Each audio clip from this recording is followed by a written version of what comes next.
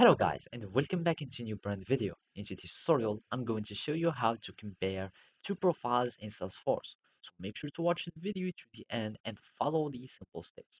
So first, we need just to learn of some tools or any application that can allow us to compared to Salesforce account. So if we go here to the Trailblazer community, which is the community or the forum of Salesforce, we can see such these tools. For example, we can start using the Perm comparator Heroku app. So from here, you will need just either to log into your sandbox or log into your production. After that, we need just to give the access to our environments. You click on allow.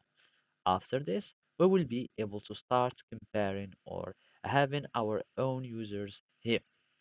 So simply, you will find all your permission sets here, and you will find your user here. You will need just to drag and drop them into these fields. So for example, you will have your user here. You will drag it and drop here. You will drag and drop the second item, third item if you want, etc.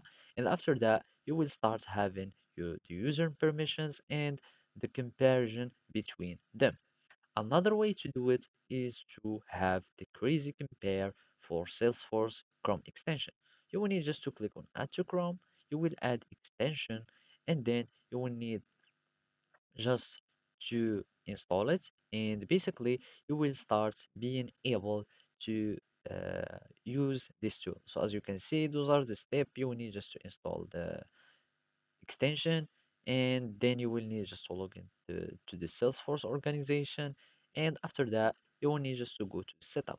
So from here you will need just to go and find out of your user, and you can start comparing between them. So basically that's it. Thank you for watching and see you next time.